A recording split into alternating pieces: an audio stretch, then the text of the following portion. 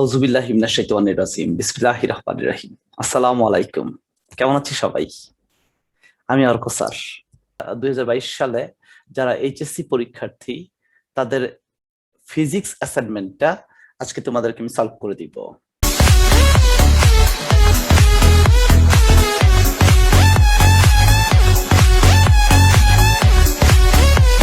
2022 সালের এইচএসসি পরীক্ষার্থীদের জন্য ফিজিক্স যে অ্যাসাইনমেন্ট তা হচ্ছে একটা বস্তু দেওয়া আছে যা টেবিলের উপরে 1.5 কেজি, আর একটা বস্তু ঝুলন্ত অবস্থা দেওয়া আছে যা হলো 2 কেজি। এটা হচ্ছে চিত্র 1। তুমি 20 মিটার পার সেকেন্ড বেগে একদম খাড়া ভাবে একটি 400 গ্রাম ভরের ক্রিকেট বলকে উপরের দিকে ছুঁড়ে মারলে। ক, বলটির বেগ বনাম সময়ের গ্রাফ আঁকো। খ, গতিপথের সর্বোচ্চ বিন্দুতে বেগ কত। গ, ওই বিন্দুতে ত্বরণ কত। ঘ, ওইখানে ক্রিকেট বলটির উপর ক্রিয়ারত মোট বল কত। উমো, উমোটা হচ্ছে আমি একটু আগে যে চিত্রটা দেখালাম সেই চিত্রের উপরে ফিগার 1 এ 1.5 কেজি ভরটি একটি টেবিলের উপর স্থির অবস্থানে আছে।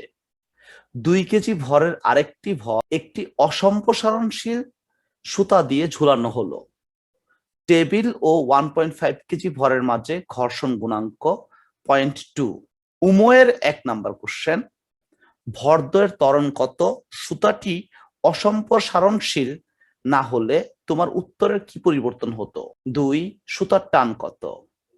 3, 2 কেজি ভরের সরণ বনাম সময়ের গ্রাফ অঙ্কন করো। শুরুতেই তোমাদের সাথে যে বিষয়টা শেয়ার করতে চাই তা হলো আমরা অনেকেই অ্যাসাইনমেন্ট করি, কিন্তু অ্যাসাইনমেন্টের পারফেক্ট ধরনটা কেমন হতে পারে, যেহেতু আমরা হাতে লিখবো সেহেতু অ্যাসাইনমেন্টের পারফেক্ট ধরনটা কেমন হতে পারে, কিভাবে লিখলে অ্যাসাইনমেন্টটা সুন্দর হবে, কিভাবে অ্যাসাইনমেন্টটা দিতে পারি, কিভাবে দিলে সর্বোচ্চ নাম্বার পাওয়া যেতে পারে।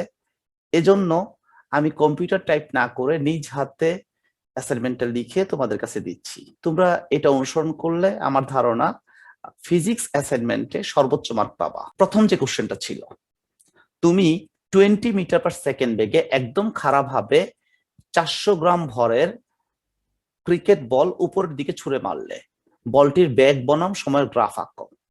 এখন তাহলে আমার হচ্ছে বেগ বনাম সময়ের গ্রাফ আঁকতে গেলে যখন আমি বলটাকে নিক্ষেপ করছিলাম তখন তখন সময় ছিল কিন্তু 0, আর আদিবেগ ছিল হচ্ছে 20 মিটার পার সেকেন্ড। এখন আমাকে খেয়াল করতে হবে বলটা যখন সর্বাধিক উচ্চতায় উঠে তখন তার বেগ হয় কত, 0, আর তখন সময় লাগে কত সেটা একটু আমরা বের করি। V equal to V naught minus GT, বা আমি জিটি ধরলাম, GT equal to V naught minus V, তার মানে T equal to V naught minus V divide by G, তার মানে টি ইকুয়াল টু আসতেছে হচ্ছে 20 মাইনাস 0 ডিভাইড বাই 9.8 সেকেন্ড, তার মানে টি ইকুয়াল টু আসতেছে 2.04 সেকেন্ড। অর্থাৎ আমরা বলতে পারতেছি বস্তুটাকে নিক্ষেপ করার পর 2.04 সেকেন্ডে সে সর্বোচ্চ উচ্চতায় উঠে। বস্তুটির ভূমিতে ফিরে আসার সময় বা বিচরণকাল হলো টি, ক্যাপিটাল টি ধরলাম আমি। তো capital T equal two 2v0/g। তো এখানে v0 এর মান ছিল 20, মান বসিয়ে দিলাম, বিচরণ কালের মান পাইলাম হচ্ছে 4.08 সেকেন্ড। তার মানে এখানে আমরা 3টা স্টেজ পাইলাম। একটা স্টেজ হচ্ছে যখন আমি বস্তুটাকে নিক্ষেপ করছি তখন সময় ছিল 0 কিন্তু বেগ ছিল 20 মিটার পার সেকেন্ড। যখন বস্তুটা সর্বাধিক উচ্চতায় উঠলো তখন সময় হচ্ছে 2.04 সেকেন্ড আর বেগ হচ্ছে 0। আর যখন আবার বস্তুটা আমার হাতে ফিরে আসলো তখন সময় হচ্ছে 4.08 সেকেন্ড আর বেগ হচ্ছে 20 মিটার পার সেকেন্ড। তো এখানে এই সময়টাকে এক্স অক্ষ বরাবর সময় টি এবং ওয়াই অক্ষ বরাবর বেগ ভি নিয়ে ভি বনাম টি লেখচিত্র অঙ্কন করো। এই লেখচিত্রটা তোমরা গ্রাফ কাগজেও দিতে পারো, আবার এভাবে খাতায় এঁকেও দিতে পারো। তবে গ্রাফ কাগজে এইটুক লেখার পরে উপরে ওই ভি বনাম টি লেখচিত্র অঙ্কন করি দেওয়ার পর এরপর তুমি গ্রাফ কাগজ ব্যবহার করলে সবচেয়ে বেশি ভালো হয়। তো এখানে এক্স অক্ষ বরাবর আমরা সময় টি ধরলাম আর ওয়াই অক্ষ বরাবর বেগ ভি ধরলাম। তো এখানে যখন সময় ছিল 0 তখন বেগ হচ্ছে 20, যখন সময় হচ্ছে 2.04 সেকেন্ড তখন বেগ হচ্ছে 0, যখন সময় হচ্ছে 4.08 সেকেন্ড তখন বেগ কিন্তু 20। সো দ্যাট এর গ্রাফটা পাওয়া যাবে, এমন ভি আকৃতির একটা গ্রাফ পাওয়া যাবে। এটা ছিল আমাদের ক নাম্বার কোশ্চেন। এবার আসি খ নাম্বার কোশ্চেন। গতিপথের সর্বোচ্চ বিন্দুতে বলটির বেগ নির্ণয় করো। যেহেতু অ্যাসাইনমেন্ট, সেহেতু অ্যাসাইনমেন্ট না হলে আমি তো বলতেই পারতাম একদম যে গতিপথের সর্বোচ্চ বিন্দুতে বলটির বেগ হচ্ছে 0। যেহেতু এটা একটা অ্যাসাইনমেন্ট সেহেতু এইটা আমাকে একটু ম্যাথ করে দেখাতে হবে। দেওয়া আছে আদিবেগ V naught 20 metre per second, বলটির সর্বাধিক উচ্চতা এইচ। তাহলে আমরা সর্বাধিক উচ্চতার যে সূত্র আছে সূত্রটা ব্যবহার করে ফেলতে পারি, h equal to V not square divide by 2g। V not square মানে 20 স্কোয়ার ডিভাইড বাই 2 ইন্টু 9.8, তার মানে এইচ ইকুয়াল টু আসতেছে 20.408 মিটার। খেয়াল করতে হবে আমি যেভাবে দিছি তোমরা ঠিক সেভাবে দিবা, একক যেখানে দিছি তোমরাও ঠিক সেভাবে দিবা।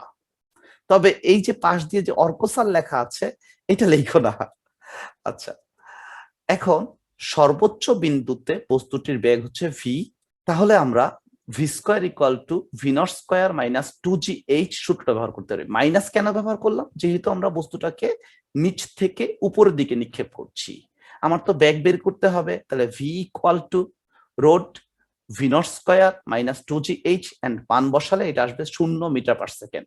খেয়াল করো এখানে আমি পাশ দিয়ে একক দিয়েছি, আবার শেষেও একক দিয়েছি। আরেকটা ব্যাপার, যেহেতু এটা একটা অ্যাসাইনমেন্ট, সো দ্যাট এখানে আমার সর্বোচ্চ সুন্দর করে দিতে হবে। সো দ্যাট এখানে শেষে আবার লিখে দিতে হবে গতিপথের সর্বোচ্চ বিন্দুতে বলটির বেগ 0 মিটার পার সেকেন্ড। এবার আসি গ নাম্বার প্রশ্ন। ওই বিন্দুতে ত্বরণ কত? তার মানে সর্বোচ্চ যে বিন্দু ছিল সেই বিন্দুতে ত্বরণ কত?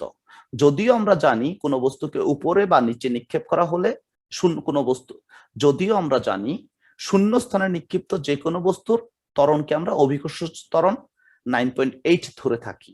তবে এই ম্যাথটা আমরা যেহেতু অ্যাসাইনমেন্ট আমরা একটু করে দেখাবো। তো V naught 20 metre per second, আর সর্বোচ্চ বিন্দুতে বেগ হচ্ছে 0, আর সর্বাধিক উচ্চতা এইচ হচ্ছে 20.408 মিটার। একটু আগে যেটা বের করলাম যে ক্ষতে, হ্যাঁ ক্ষতে আমরা বের করলাম হচ্ছে এইচ ইকুয়াল টু 20.408 মিটার। ওকে, তার সর্বোচ্চ ত্বরণ সর্বোচ্চ বিন্দুতে ত্বরণ জি ইকুয়াল টু হোয়াট? তো এখানে আমরা বসাই দিই V square equal to V not square minus 2gh। এখান থেকে জি এর মান আমরা গিয়ে পাবো হচ্ছে 9.8 মিটার পার সেকেন্ড স্কোয়ার।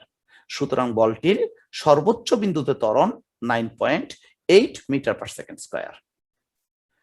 তাহলে আমাদের শেষ হয়ে গেল হচ্ছে গ নাম্বার কোশ্চেন শেষ হয়ে গেল।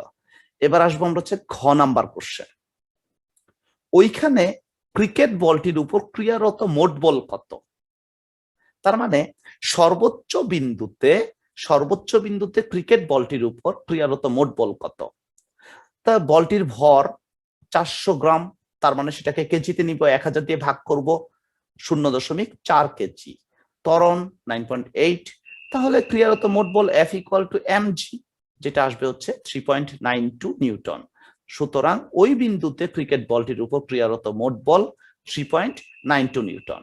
আসবো হচ্ছে আমরা পরবর্তী কোশ্চেন, যেটা হচ্ছে উমো নাম্বার কোশ্চেন, যেটা চিত্র 1-এ ছিল। চিত্র 1-এ 1.5 কেজি ভরটি একটি টেবিলের উপর স্থির অবস্থানে আছে, আর 2 কেজি আরেকটি ভর অসম্প্রসারণশীল সুতা দিয়ে ঝুলানো আছে। টেবিল ও 1.5 কেজি ভরের মধ্যে ঘর্ষণ গুণাঙ্ক 0.2। 1 নম্বর প্রশ্ন, উমো এর 1 নম্বর প্রশ্ন, ভরদ্বয়ের ত্বরণ কত সুতাটি অসম্প্রসারণশীল না হলে তোমার উত্তরে কি পরিবর্তন হতো? তাহলে আমরা এখানে যে দেয়া আছে ঘর্ষণ গুণাঙ্ক মিউ ইকুয়াল টু 0.2, এর কিন্তু একক নেই।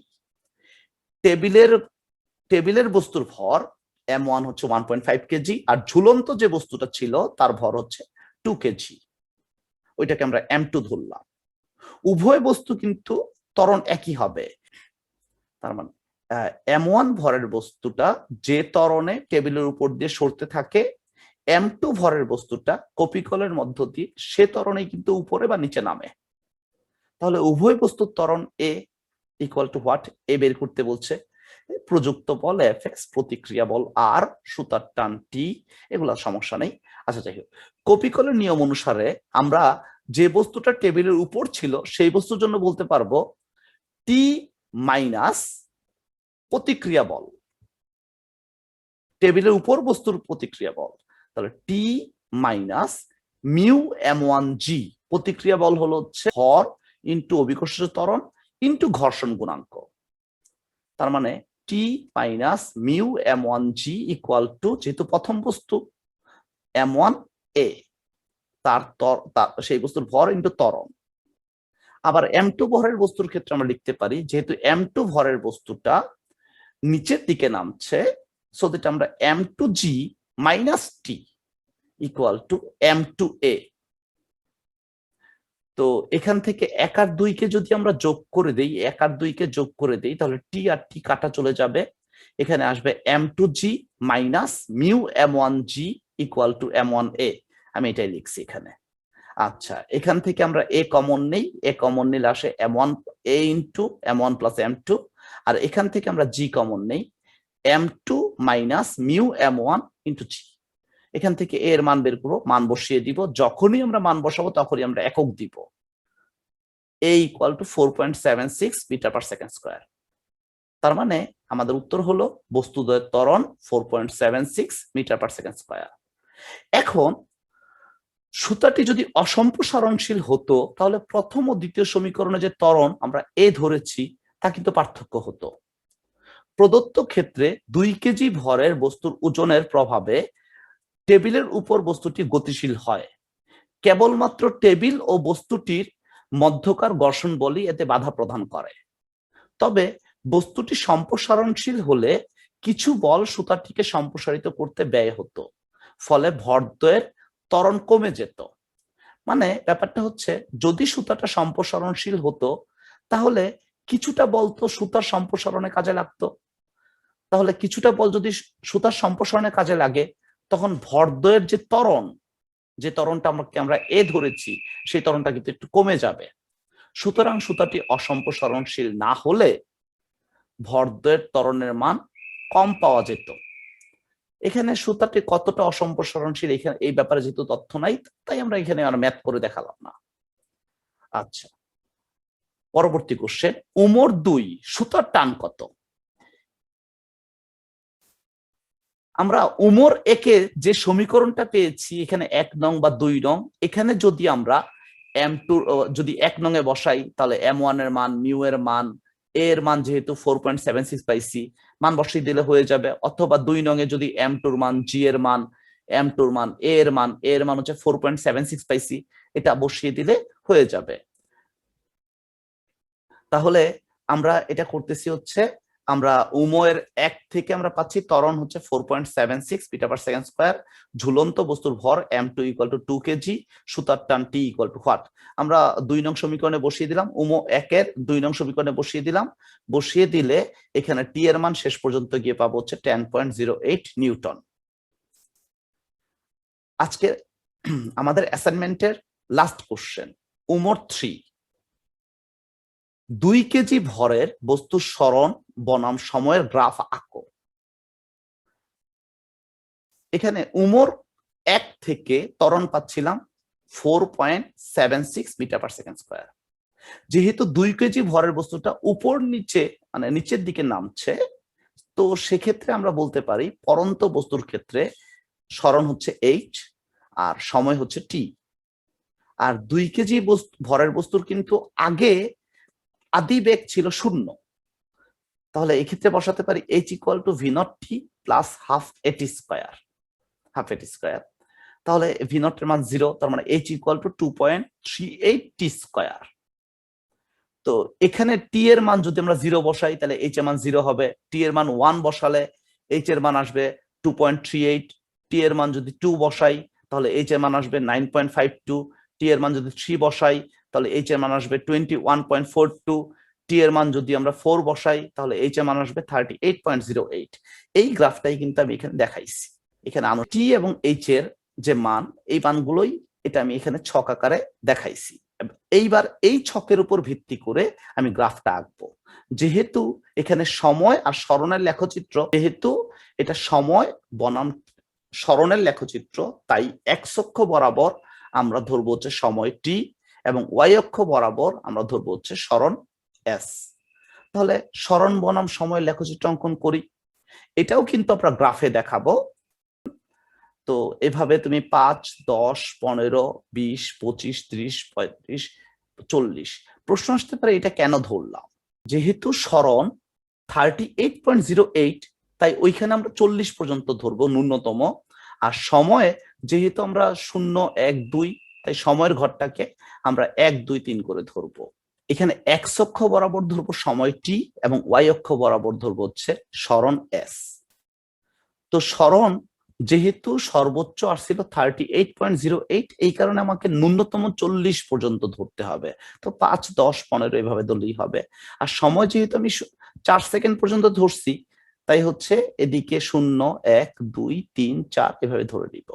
যখন সময় 0 তখন সরণ 0, যখন সময় 1 সেকেন্ড তখন সরণ 2.38 মিটার, যখন সময় 2 সেকেন্ড তখন সরণ 9.52 মিটার, যখন সময় 3 সেকেন্ড তখন সরণ 21.42 মিটার, আর যখন সময় 4 সেকেন্ড তখন সরণ হচ্ছে 38.08 মিটার।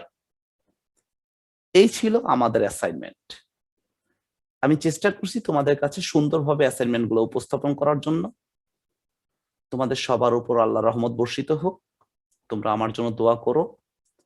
সবাই অনেক অনেক অনেক ভালো থাকো। সবার উপর আল্লাহর রহমত বর্ষিত হোক। আসসালামু আলাইকুম। ভালো থাকো সবাই।